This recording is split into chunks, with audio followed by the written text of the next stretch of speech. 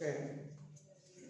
మన క్లాస్లో నూతన వస్తువు అంటే ఏమిటి, దానికి సంబంధించి ఇంట్రడక్షన్ మనం కంప్లీట్ చేసుకున్నాం. ఈరోజు నూతన వస్తువు ప్రోడక్ట్కి సంబంధించి వాటి యొక్క ప్రాధాన్యత ఏమిటి అంటే నూతన వస్తువు అభివృద్ధికి సంబంధించినటువంటి ప్రాధాన్యత, significance of new product management, దీనికి సంబంధించి ఈ క్లాస్లో తెలుసుకుందాం. నూతన వస్తువు సంబంధించి అభివృద్ధి ప్రాధాన్యత మనం చూసినట్లయితే మొట్టమొదటిగా ఫర్ గ్రోత్ అండ్ డెవలప్మెంట్, అంటే వృద్ధి మరియు అభివృద్ధి కొరకు, వృద్ధి మరియు అభివృద్ధి కొరకు ఈ నూతన వస్తువు అనేటటువంటిది ప్రాధాన్యతను సంతరించుకుంటుంది. అంటే ఇక్కడ వృద్ధి మరియు అభివృద్ధి అంటే ఏమిటి అంటే, సాధారణంగా మనం వస్తువుకు సంబంధించి ప్రణాళిక మరియు నిర్వహణలో ఈ నూతన వస్తువు అభివృద్ధి అనేది చాలా ముఖ్యమైనది అని చెప్పుకున్నాము. అంటే ప్రణాళిక, వస్తువుకు సంబంధించేటటువంటి ప్లానింగ్ కానివ్వండి, లేదా దానికి సంబంధించినటువంటి నిర్వహణపరమైనటువంటి అంశాల్లో మనకి వస్తువు అత్యంత ప్రధానమైనటువంటిది అని మనం చెప్పుకున్నాం. కాబట్టి వస్తువు యొక్క జీవిత చక్రంలో ఏ వస్తువు అయినా సరే, మనం ఈ ప్రొడక్ట్ లైఫ్ సైకిల్ గురించి నెక్స్ట్ క్లాస్లో మనం మాట్లాడదామండి. అక్కడ ఏదో ఒక చోట ఒక ప్రొడక్ట్ అంటే కొత్తగా ఆవిర్భవించేటటువంటి ఒక వస్తువు అది కొద్ది రోజులు మార్కెట్లో మనగలిగిన తర్వాత ఆటోమేటిక్గా తన కొద్ది రోజుల తర్వాత అంటే మార్కెట్లో మళ్ళీ కొత్త వస్తువు వచ్చేటప్పటికి ఆ వస్తువు యొక్క మనుగడ పతనమయ్యేటటువంటి అవకాశం ఉంటుంది. అంటే సాధారణంగా ఈ నూతన వస్తువుల పోకడ అనేటటువంటిది అంటే మారుతున్న పరిస్థితులకు అనుగుణంగా వినియోగదారుల యొక్క వాళ్ళ కోరికల్లో కూడా మార్పులు వస్తాయని చెప్పుకున్నాము, ఆదాయాల్లో మార్పులు వస్తాయని చెప్పుకున్నాము.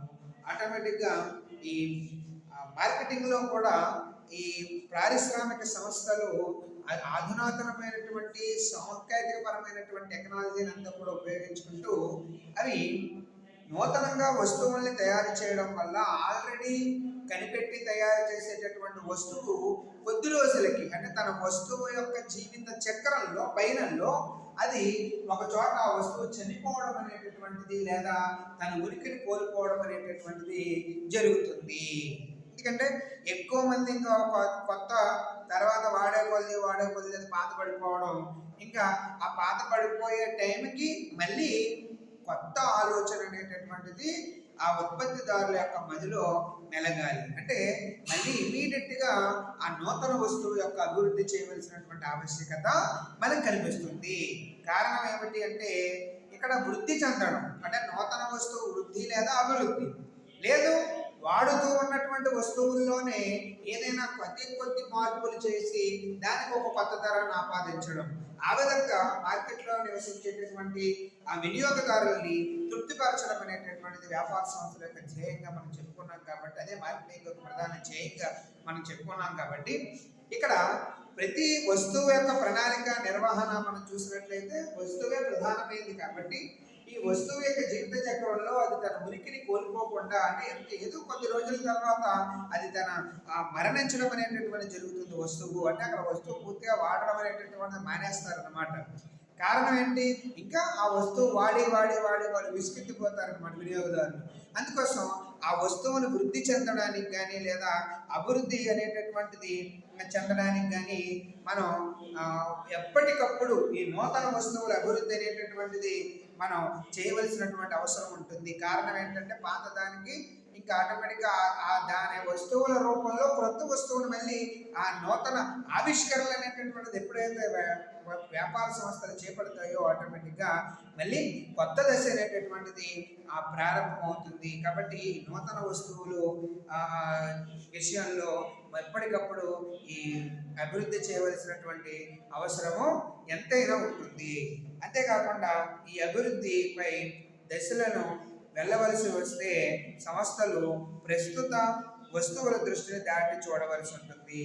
ఒకవేళ ప్రస్తుత అవసరాల దృష్టి అంటే అభివృద్ధి వైపే దశలు కనుక చూసినట్లయితే ఈ ప్రస్తుత అవసరాలను కూడా దాటేసి ఆ వస్తువు యొక్క అభివృద్ధి వైపే మొగ్గు చూపెట్టేటువంటి పరిస్థితి వ్యాపార సంస్థలకి ఆపాదించబడతాయి అన్నమాట. కాబట్టి ఆ వస్తువు యొక్క అభివృద్ధి కొరకు ఈ నూతన వస్తువుల యొక్క అభివృద్ధి ప్రాముఖ్యత ఎంతైనా ఉందని మనం చెప్పుకోవచ్చు. అదేవిధంగా next for consumer satisfaction and demand. For consumer satisfaction and demand, వినియోగదారుల సంతృప్తి మరియు డిమాండ్. ఒకసారి ఫర్ గ్రోత్ అండ్ డెవలప్మెంట్కి సంబంధించి ఒక ఇంగ్లీష్ మీడియం వాళ్ళు చూడండి. ఫర్ గ్రోత్ అండ్ డెవలప్మెంట్ అంటే వృద్ధి మరియు అభివృద్ధికి సంబంధించి మనం చెప్పుకునేటటువంటి విషయంలో భాగంగా new product development is one of the most important aspects in product planning and management. In product planning and management, as every product has a life cycle and has its death or decay one day or other, it is but essential to keep on developing and introducing a new product. వస్తు జీవిత చక్రంలో ఏ వస్తువైనా ఎప్పుడో అప్పుడు మరణం అనేటటువంటిది లేదా తగ్గుదల చూడవలసి ఉంటుంది. అందుకోసం ఏం చేయాలి మనం? కాబట్టి నూతన వస్తువులని ఎప్పటికప్పుడు అభివృద్ధి చేయవలసినటువంటి అవసరం ఉంది. A new product for higher levels of growth a firm has to look beyond its existing products. Okay, next the second for consumer satisfaction and demand, వినియోగదారుని యొక్క సంతృప్తి మరియు డిమాండ్. మారుతున్న వినియోగదారుల అవసరాలు మరియు డిమాండ్లను నెరవేర్చుటకు నూతన వస్తువు అభివృద్ధి చాలా ఉపయోగపడుతుంది. ఇందాక మనం చెప్పాము, ఎప్పుడైతే పరిస్థితులు వినియోగదారుల యొక్క ఆదాయాల్లో మార్పులు కావచ్చు, లేకపోతే అనేక రకాలైనటువంటి ఆ వినియోగదారులు మారుతున్నటువంటి వినియోగదారుల యొక్క అవసరాలు కావచ్చు, లేదా వాళ్ళ యొక్క డిమాండ్లు కావచ్చు, వాటన్నింటినీ నెరవేర్చాలి అంటే తప్పకుండా ఈ నూతన వస్తువుల యొక్క ఆవిష్కరణ అనేటటువంటిది, అభివృద్ధి అనేటటువంటిది ఎంతో ఉపయోగపడుతుంది. వినియోగదారుల డిమాండ్లు లేదా కోరికలు ఎప్పుడూ కూడా స్థిరంగా ఉండవు. వాళ్ళ అభివృద్ధి సంబంధించి వాళ్ళ యొక్క అవసరాలు కానీ కోరికలు కానీ ఎప్పుడూ కూడా కాన్స్టెంట్గా ఉండవు, స్థిరంగా ఉండవు. వారు ఎప్పటికప్పుడు నూతన వస్తువులు లేదా ప్రస్తుత వస్తువులలో మార్పులు కోరుకుంటూ ఉంటారు. అంటే ఎప్పటికప్పుడు కొత్తదనాన్ని ఏమైనా కోరుకుంటారు, లేదా వాడుతున్నటువంటి వస్తువుల్లో మార్పులు ఏదైనా సరే కోరుకుంటారు. కాబట్టి వారు చెల్లించే ధరకు ఎక్కువ సౌకర్యం అలాగే నూతన ఫ్యాషన్లు కోరుకుంటారు. అంటే వాళ్ళు ₹1 పెట్టి చెల్లిస్తున్నారు అంటే దానికి కావలసినటువంటి ఎక్కువగా ఆ సౌకర్యాన్ని అలాగే నూతనమైనటువంటి ఫ్యాషన్లను కోరుకుంటారు. ఈ మార్పులకు తగినట్లుగా సంస్థలు స్పందించినట్లయితే దీర్ఘకాలంలో ఎన్నో ప్రయోజనాలను పొందగలవు. ఈ మార్పులకు తగిన విధంగా చర్యలు తీసుకున్నట్లయితే అది నూతన వస్తువులు లేదా సేవలు రూపొందించడానికి దోహదపడుతుంది. కాబట్టి మార్కెట్లో ఉండేటటువంటి వినియోగదారులందరూ కూడా వారి యొక్క అవసరాలకు అనుగుణంగా అలాగే డిమాండ్లకు అనుగుణంగా ఈ నూతన వస్తువుల యొక్క అభివృద్ధి అనేటటువంటి చేయవలసినటువంటి అవసరం ఉంటుంది. ఎందుకంటే మార్కెట్లో అది వినియోగదారులు ఎప్పటికప్పుడు ఒకే రకమైనటువంటి కోరికలతోటి లేదా ఆలోచనలతోటి ఉండరు. ఎందుకంటే ఇవన్నీ కూడా స్థిరంగా ఉండవు. అంతేకాకుండా వారి చెల్లించేటటువంటి ధరకి వాళ్ళు ఎంతో కొంత ఎక్స్పెక్టేషన్ అనేటటువంటిది, అంటే వాళ్ళ సౌకర్యంతో కూడా ఇక్కడ నూతన ఫ్యాషన్ని కోరుకుంటూ ఉంటారు. అందుకోసం ఇక్కడ కొత్త వస్తువులు తయారు చేయడమా లేదంటే వారి యొక్క డిమాండ్లకు అనుగుణంగా వ్యాపార సంస్థలు నూతన వస్తువులు తయారు చేయడమా లేక ఉన్నటువంటి అంటే ప్రస్తుతం వాడుకునేటటువంటి వస్తువులను ఏదైనా మార్పులు చేయడం అనేటటువంటిది ఆలోచించాలి. అంతేకాకుండా ఇక్కడ ఎప్పుడైతే వారి అవసరాలకు అనుగుణంగా నూతన వస్తువులు అభివృద్ధి చెందుతూ ఉన్నాయో ఆటోమేటిక్గా ఆ సంస్థలు ఎప్పుడైతే స్పందించగలుగుతున్నాయో సంస్థలు దీర్ఘకాలం ప్రయోజనాలు పొందడానికి అవకాశం ఉంటుంది. అంతేకాకుండా ఈ మార్పులకు తగిన విధంగా ఇక్కడ ఆ చర్యలు తీసుకున్నట్లయితే అది నూతన వస్తువులు లేదా సేవలు రూపొందించడానికి దోహదపడుతుంది. So that is the very very important ఏంటంటే for satisfaction, for consumer satisfaction and demand. కాబట్టి వాళ్ళ సంతృప్తి, వాళ్ళ డిమాండ్కి అనుగుణంగా నూతన వస్తువుని కనుక రూపొందించడానికి చర్యలు కనుక చేపట్టినట్లయితే దానివల్ల ఆపాదించబడేటటువంటి లేదా వచ్చేటటువంటి ప్రయోజనాలు దీర్ఘకాలం మనకి ఉండే అవకాశం ఉంటాయి. కాబట్టి సంస్థలకి కారణం ఒకటేనండి, ఇక్కడ వినియోగదారుడు యొక్క కోరికలు అనేవి శాశ్వతంగా ఉండవు, వాళ్ళ అవసరాలు కూడా శాశ్వతంగా ఉండవు, ఎప్పటికప్పుడు మారిపోతూ ఉంటాయి. అన్నింటికన్నా ముఖ్యమైనటువంటి సైకాలజీ ఏమిటి అని మనం ఆలోచిస్తే వాళ్ళు చెల్లించేటటువంటి ధరకి ఎంతో పెద్ద సౌకర్యం ఉండాలి అని ఆలోచన కోరుకుంటూ ఉంటాడు. అంటే కొత్త ఫ్యాషన్ని వాడు కోరుకుంటూ ఉంటాడు. ఇలాంటి ఆలోచనలతోటి ఆ వినియోగదారు యొక్క ఆలోచన కనుక ఈ మార్కెటర్లు స్పందించి మంచి వాళ్ళకు అనుకూలంగా ఉండేటటువంటి వస్తువులను తయారు చేయగలిగితే దాని ద్వారా వచ్చేటటువంటి ప్రయోజనాలు దీర్ఘకాలం కూడా సంస్థలు పొందడానికి అవకాశం ఉంటుంది. For consumer satisfaction and demand, new product development is very much useful in meeting the changing consumer demands or requirement. The consumer demands or wishes keep changing and never stay constant. ఎప్పుడు కూడా స్థిరంగా ఉండవు.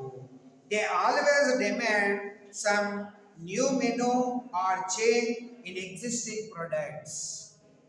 They seek greater convenience, never fashion and more value for what they pay for it. If a firm responds to these changes and develops new products, it reaps a lot of benefits. The responses to these changes in a way take the shape of new products or services. Okay, ఈ విధంగా కనుక ఆ సంస్థలు స్పందించగలిగినట్లయితే అవి కొత్త వస్తువులు, నూతన వస్తువులు లేదా సేవలను రూపొందించడానికి అవకాశం అనేటటువంటిది ఏర్పడుతుంది. ఇక మూడవ అభివృద్ధికి ప్రాముఖ్యతని మనం చూసినట్లయితే, మూడవ నూతన వస్తువు అభివృద్ధికి సంబంధించి ప్రాముఖ్యత చూసినట్లయితే వస్తు జీవిత చక్ర డిమాండ్ను ఎదుర్కొనుట. To face product life cycle demands. ఎల్లప్పుడూ లాభాలు సంపాదించాలి అంటే సంస్థలు ఎప్పుడూ కూడా నూతన వస్తువులు లేదా సేవలను వస్తు ప్రణాళికలలో భాగంగా రూపొందించుకోవాల్సిన అవసరం ఉంటుంది. వస్తు జీవిత చక్రంలో కొన్ని వస్తువులు చివరి దశకి చేరినప్పుడు లాభాలు బాగా తగ్గుతాయి. ఇలా లాభాలు తగ్గుతున్న లేదా నష్టపోతున్నటువంటి వస్తువులకు బదులుగా నూతన వస్తువులను ప్రవేశపెట్టవలసి ఉంటుంది. అంటే ఇక్కడ వ్యాపార సంస్థలు లాభాలు ఎప్పుడూ కూడా ఆర్జించాలి అంటే తప్పకుండా వాళ్ళు తయారు చేసి అమ్మేటటువంటి వస్తువుల్ని ఎప్పటికప్పుడు మార్పులు చేస్తూ ఉండాలి, లేదా నూతన వస్తువులను ప్రవేశపెడుతూ ఉండాలి. ఎందుకంటే వస్తు జీవిత చక్రంలో ఏదో ఒక రోజు ఆ వస్తువు చివరి దశకు చేరిపోతుందండి. ఎప్పుడైతే చివరి దశకు చేరిపోవడం అనేది వస్తువు జరిగిందో ఇక సంస్థలకి లాభాలు అనేటటువంటివి రాకుండా నష్టాలు ఆపాదించేటటువంటి అవకాశం ఉంటుంది. కాబట్టి ఇటువంటి సంస్థలు నష్టాలను ఎదుర్కొని లాభాల బాటలో ముందుకు తీసుకువెళ్ళాలి అంటే తప్పకుండా మనకి నూతన వస్తువులు యొక్క అభివృద్ధి అనేది తప్పనిసరి అవుతుంది. కాబట్టి ఇది కూడా మనకి అంటే వస్తు జీవిత చక్రంలో ఉండేటటువంటి డిమాండ్ని ఎదుర్కోవడానికి ఈ నూతన వస్తువుల యొక్క అభివృద్ధి ఎంతో ప్రాముఖ్యతను సంతరించుకుంటుంది అని చెప్పుకోవచ్చు. To face product life cycle demands for earning continuous profits also a firm needs new products or services as a product plan through its life cycle. the profit, it fetches, decline, and even vanish at the end of its life. Thus, a firm needs new products to replace old, declining, and product losing products. Okay, కాబట్టి ఈ నష్టపోయేటటువంటి వస్తువులు అంటే వస్తు జీవిత చక్రంలో చివరి దశకి చేరుకోవడం వల్ల ఆ వస్తువులు నష్టానికి ఇంకా ఎదుర్కొన్నటువంటి పరిస్థితి వస్తుంది. కాబట్టి అలా నష్టపోతున్నటువంటి వస్తువులు స్థానే మళ్ళీ క్రొత్త వస్తువులని, నూతన వస్తువులని కనుక ప్రవేశపెట్టినట్లయితే మళ్ళీ వ్యాపార సంస్థలు ఇందాక మనం చెప్పుకున్నట్లుగా ఎప్పుడూ కూడా ఆ లాభాలు అనేటటువంటిది ఆపాదించడానికి అవకాశం ఉంటుంది. అలాగే నెక్స్ట్ పాయింట్ వచ్చి to face the environmental threats.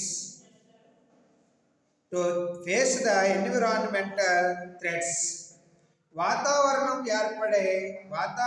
వల్ల ఏర్పడే సవాళ్ళు.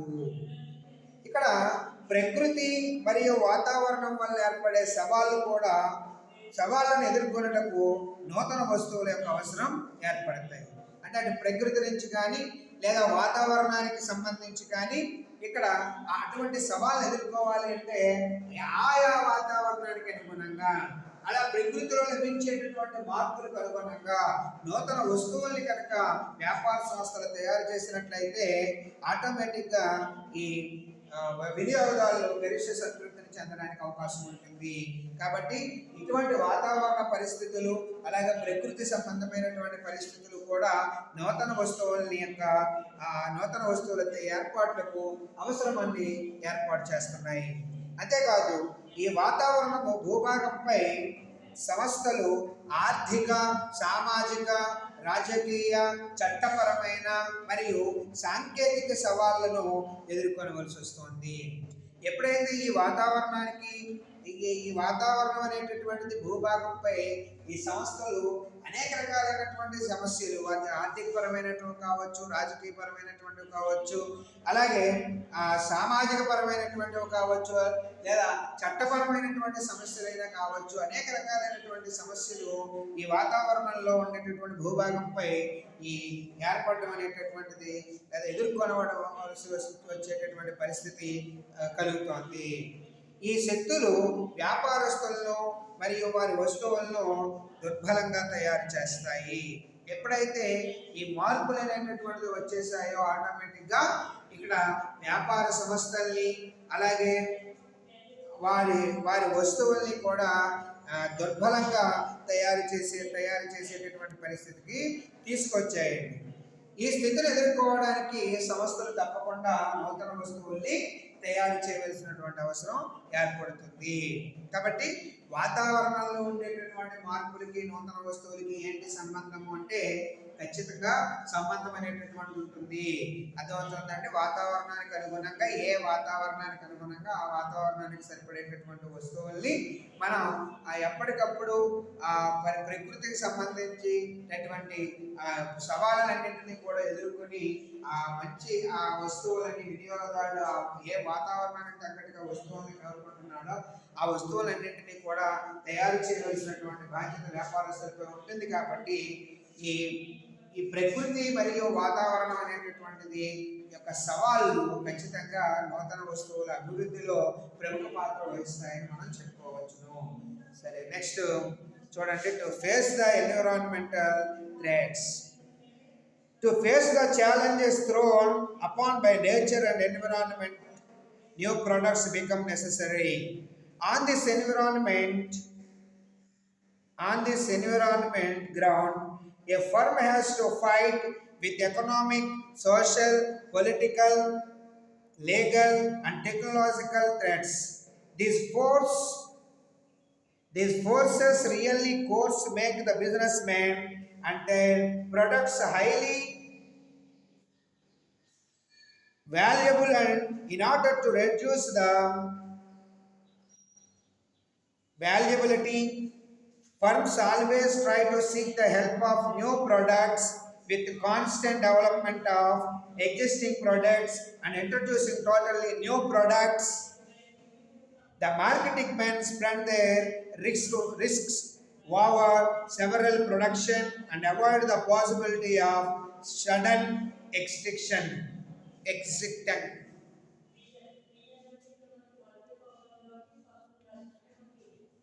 Okay. నెక్స్ట్ ఇతర కారణాలు. సో అదర్ ఫోర్సెస్ కూడా ఈ నూతన వస్తువుల అభివృద్ధికి ప్రాముఖ్యాన్ని కలిగజేస్తున్నాయి. ఏమంటే సాధారణంగా తక్కువ ప్రాధాన్యత గల ఇతర కారణాలు కూడా సంస్థల ఉత్పత్తులను నవీకరణం చేయటము లేదా నూతన వస్తువులను ప్రవేశపెట్టవలసినటువంటి అవసరాన్ని కూడా తెలియజేస్తున్నాయి. అంటే తక్కువ ప్రాధాన్యత గల మనం ఆలోచించేటటువంటి వస్తువులు లేదా తక్కువ ప్రాధాన్యత కలిగినటువంటి కారణాల వల్ల కూడా మనకి ఈ నూతన వస్తువులు అనేటటువంటిది వస్తువుల్లో నవీకరణ చేయడము లేదా నూతన వస్తువుల్ని ప్రవేశపెట్టవలసినటువంటి అవసరాన్ని గుర్తిస్తున్నాయండి. So many more factors of comparatively lower importance also compel the firm to modernize their products or to introduce new products. So ఈ విధంగా ఒక మార్కెట్లో నూతన వస్తువు యొక్క అభివృద్ధి సిగ్నిఫికెన్స్ మనం చెప్పుకోవచ్చునండి. అర్థమవుతుందా? ఇది కూడా మనకి షార్ట్ క్వశ్చన్ అడుగుతున్నారు, చాలా చాలా ఇంపార్టెంట్ అండి. ఇక నెక్స్ట్ మనం చూసినట్లయితే what factors or principles ought to be considered before introducing new product. అంటే నూతన వస్తువులు ప్రవేశపెట్టేటప్పుడు మనం గమనించవలసినటువంటి కారకాలు ఏంటి అంటే what factors are principles ought to be considered before introducing a new product. So నూతన వస్తువులు మార్కెట్లో ప్రవేశపెట్టేటప్పుడు గమనించవలసినటువంటి కారకాలు లేదా సూత్రాలని ఏమిటి అని మనం చూసుకున్నట్లయితే ఇందులో సరైనటువంటి డిమాండ్ను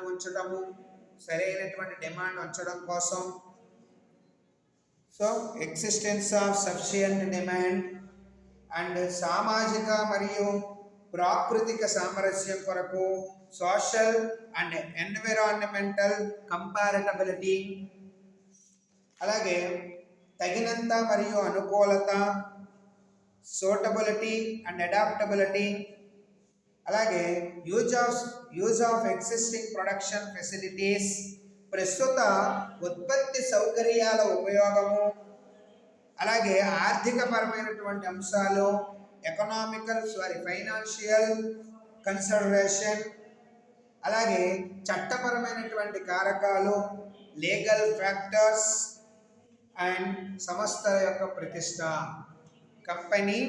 కంపెనీస్ ఇమేజ్. సో ఇవన్నీ కూడా మనకి నూతన వస్తువులను ప్రవేశపెట్టే ముందు ఉత్పత్తిదారులు ఈ సూత్రాలన్నీ కూడా గమనించుకోవాలి. ఒకటి సరైనటువంటి డిమాండ్లో ఉంచడానికి ప్రయత్నించడము, రెండోది సామాజిక మరియు ప్రాకృతిక సామరస్యం కోసము, అలాగే తగినంత మరియు అనుకూలత ఉండేటటువంటి విధంగా చూసుకునేటట్టుగా ఉండేటటువంటి విధంగా ఉత్పత్తిదారులు గమనించడము. అంటే ఉత్పత్తి చేయబడేటటువంటి వస్తువు ప్రస్తుతం ఉన్న అమ్మకం సిబ్బంది మరియు పంపిణీ మార్గాల ద్వారా మార్కెట్ చేయడానికి తనకి అవకాశం ఉందా లేదా అనేటటువంటి విషయాన్ని, అంటే తగినంతగా ఉందా లేదా అనుకూలంగా ఉందా లేదా అనేటటువంటి పరీక్ష చేసుకోవడము.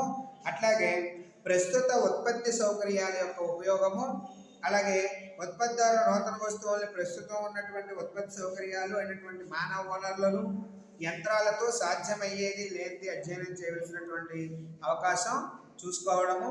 అలాగే ఉత్పత్తి చేయబడేటటువంటి వస్తువు సంస్థలకు సంబంధించి తగిన స్థిరత్వాన్ని కలిగి చేయాలి కాబట్టి ఆ తగినటువంటి స్థిరత్వాన్ని కలగజేయాలి అంటే నూతన వస్తువు మార్కెట్లో పరిచయం చేయడానికి తగిన నిధుల్ని సమకూర్చుకోవాలి. అలా నిధులు సమకూర్చుకోవడానికి కావాల్సినటువంటి ఆర్థికపరమైనటువంటి అంశాలను కూడా ఇక్కడ మనం పరిగణలోకి తీసుకోవాలి. అలాగే ప్రభుత్వం కూడా ఎప్పటికప్పుడు కొత్త వస్తువుల తయారీ విధానాలపై ఆ, అనేక రకాలైనటువంటి ఆంక్షలు కూడా విధిస్తూ ఉంటుంది. కాబట్టి కొన్ని ప్రమాదకరమైనటువంటి వస్తువుల విషయంలో ఉత్పత్తి నిషేధిస్తూ ఉత్తర్వులు కూడా జారీ చేస్తుంది. కాబట్టి సో తప్పకుండా ఈ చట్టపరమైనటువంటి కారకాలను కూడా ఆ నూతన వస్తువులను ఉత్పత్తి చేసేటప్పుడు మనం ఉత్పత్తిదారులు ఆలోచించవలసినటువంటి అవసరం కూడా ఉంటుంది. అట్లాగే సంస్థలకు సంబంధించేటటువంటి ప్రతిష్ట అండి, కంపెనీస్ ఇమేజ్. అంటే ఏదైనా ఒక వస్తువు నూతనంగా ప్రవేశపెట్టేటప్పుడు అది ఇది వరకు ఆల్రెడీ మార్కెట్లో ఒక నెంబర్ 1 పొజిషన్లో గుడ్విల్ ఆపాదించబడింది అనుకోండి, అలాంటి కంపెనీలు మళ్ళీ ఇంకో రకమైనటువంటి వస్తువు తయారు చేస్తే జనాలకి ఎగబడి కొనుగోలు చేయడానికి సిద్ధంగా ఉండేటట్లుగానే వస్తువు తయారు చేయాలి. అంతేగాని ఈ వస్తువు ఏదైనా ప్రయోజనం సంపించి లేకపోతే ఏదైనా లోపభూయిష్టంగా ఉన్నా ప్రమాదకరంగా ఉన్నా ఆటోమేటిక్గా ఆ వస్తువు పడిపోవడమే కాకుండా కంపెనీలకు సంబంధించి ఉండేటటువంటి పేరు ఇదివరకు ఆర్జించిన పేరు ప్రతిష్టలు కూడా మంట కలిసిపోతాయి. కాబట్టి ఇక్కడ మీరు గుర్తుపెట్టుకోవాల్సినటువంటి విషయం ఏంటంటే కంపెనీస్ ఇమేజ్ కూడా ఇక్కడ పరిగణలోకి తీసుకోవాలి. అది కూడా ముఖ్యమైనటువంటి ఫ్యాక్టర్గా మనం చెప్పుకోవచ్చును. ఈ విధంగా నూతన వస్తువుల్ని మార్కెట్లో ప్రవేశపెట్టేటప్పుడు గమనించవలసినటువంటి కారకాలు కానీ సూత్రాలు కానీ ప్రతి ఉత్పత్తిదారుడు కూడా తెలుసుకోవాలండి.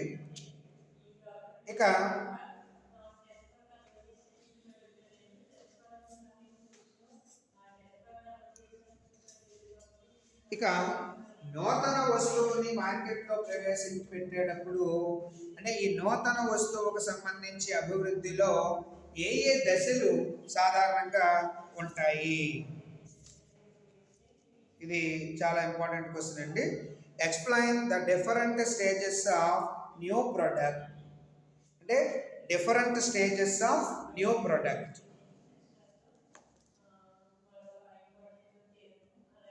సో నూతన వస్తువు అభివృద్ధిలో ఏ ఏ దశలు అనేటటువంటివి ఉంటాయి? మనం ఏదైనా ఒక కొత్త వస్తువుని మార్కెట్లో ప్రవేశపెట్టేటప్పుడు ఆ వస్తువు కొన్ని దశలను దాటుకుంటూ వెళ్ళాలి. అప్పుడే తుది వినియోగదారుడికి ఉపయోగంలోకి రావడం అనేటటువంటిది జరుగుతుంది. మరి ఆ దశలు ఏమిటి, ఆ స్టేజెస్ ఏమిటి అని మనం చూసినట్లయితే ఇక్కడ ప్రధానంగా మనకి 8 దశలు ఉన్నాయండి. అర్థమైందా? 8 దశలు అనేవి ఉన్నాయి.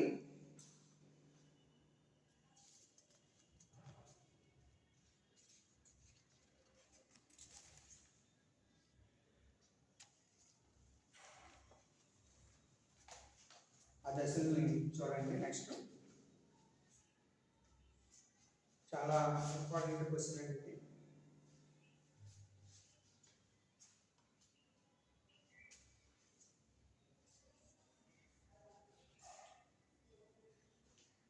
Different stages of new product.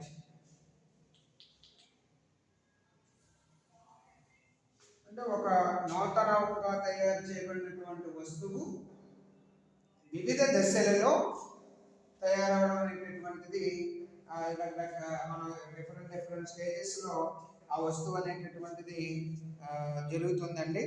అయితే ప్రతి దశ వద్ద ముందుకు పురోగించడమా లేకపోతే అదనపు సమాచారాన్ని సేకరించడమా లేదా వస్తువుని వదిలివేయడమా అనేది కూలంకుషంగా ఆలోచించి నిర్ణయాన్ని తీసుకోవడం అనేటటువంటిది జరుగుతుంది. అంటే ఒక నూతన వస్తువుని అభివృద్ధి చేయడంలో మనకి ప్రధానంగా 8 దశలు ఉన్నాయి.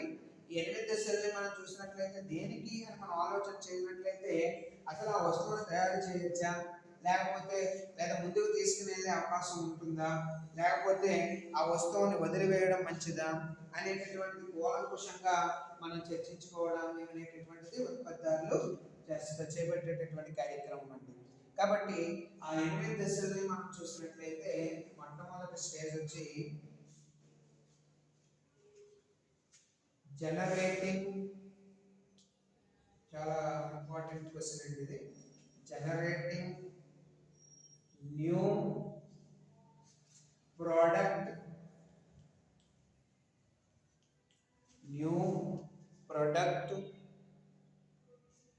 Idea. new product idea. The second stage, idea screening.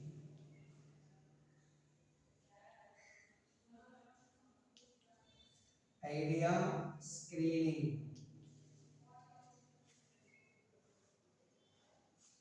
Next, third one, concept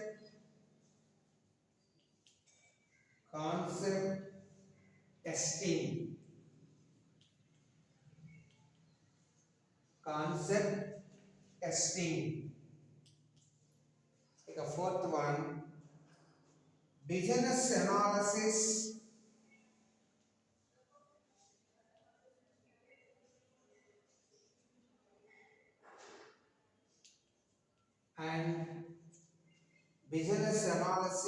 and market analysis.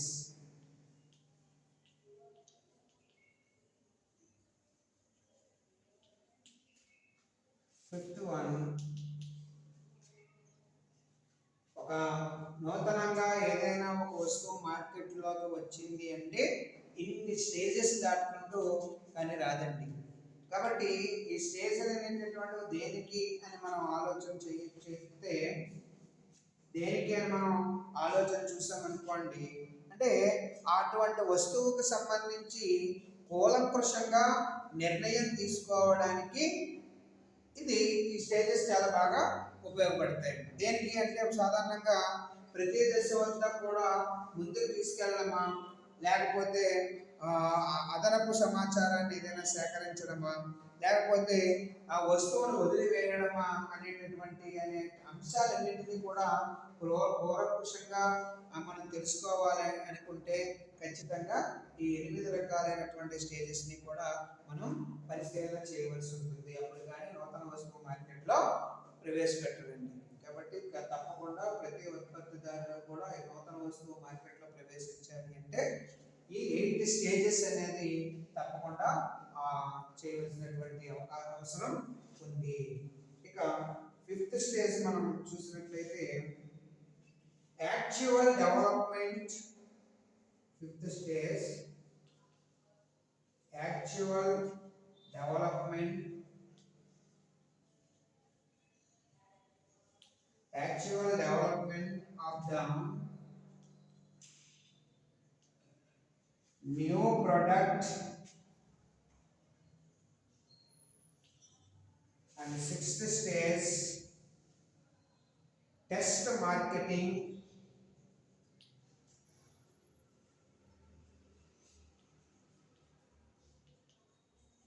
Test marketing.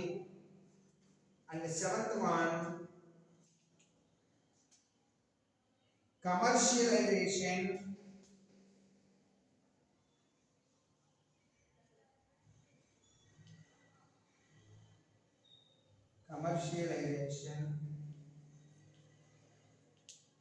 In last stage,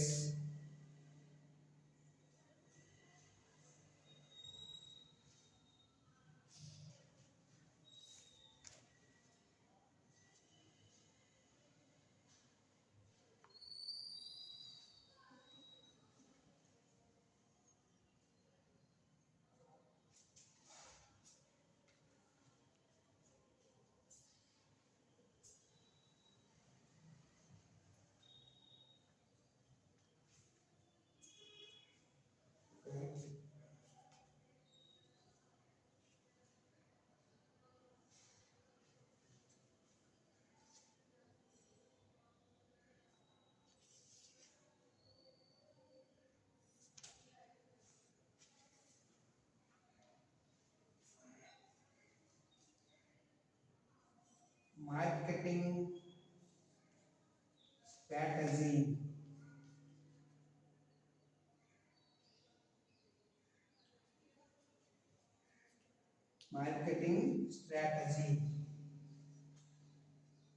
marketing వ్యూహం. ఇది మనకి యాక్చువల్గా ఈ 4వ పాయింట్ కింద తీసుకోవాలండి. దీన్ని ఇక్కడ ఇంగ్లీష్ మీడియం ఉందని చెప్పలేదు మనకి. సో చూడండి, ఒక వస్తువుకు సంబంధించి మనం దశలు కనుక నూతన వస్తువుకు సంబంధించి దశలు చూస్తే ప్రధానంగా ఇక్కడ 8 దశలు మనకి ఉండడం జరిగింది.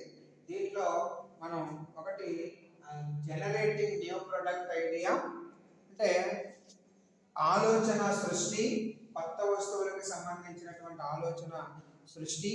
అలాగే రెండవది ఐడియా స్క్రీనింగ్, ఆలోచన సృష్టించినటువంటి ఆలోచనని పరిశీలన చేయటము. మూడవది వస్తువు యొక్క భావన మరియు అభివృద్ధి పరీక్ష, కాన్సెప్ట్ టెస్టింగ్. నెక్స్ట్ నాలుగవది మార్కెటింగ్ సంబంధించినటువంటి strategy development, marketing strategy development అంటే మార్కెటింగ్ సంబంధించిన వ్యూహము అభివృద్ధి. దీన్ని మీరు 4గా తీసుకోండి. ఇక ఇవన్నీ కూడా నెక్స్ట్ పాయింట్ వచ్చి మనకి ఆ బిజినెస్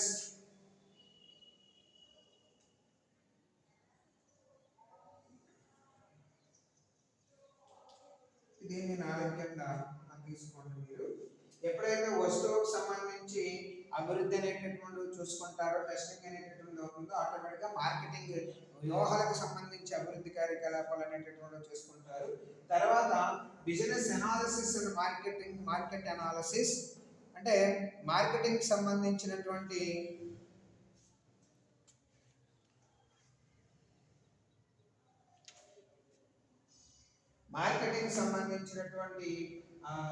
వ్యాపారానికి సంబంధించినటువంటి విస్తరణ మరియు మార్కెటింగ్ సంబంధించినటువంటి విస్తరణ. అట్లాగే actual development of the new product, వస్తువుకు సంబంధించి అభివృద్ధి మరియు పరీక్ష. అలాగే టెస్ట్ మార్కెటింగ్, మార్కెట్ పరీక్ష. అలాగే వాణిజ్యీకరణ, కమర్షియలైజేషన్, వాణిజ్యీకరణ. ఇలాగా ప్రతి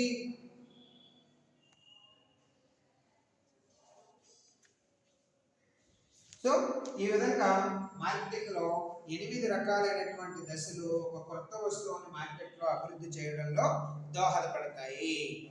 అర్థమైందండి? ఇది చాలా ఇంపార్టెంట్ క్వశ్చన్ ఇది. సో దీనికి సంబంధించినటువంటి ఒక్కొక్క హెడ్డింగ్ గురించి రేపు క్లాసులో మాట్లాడుకుందాము. Okay, thank you.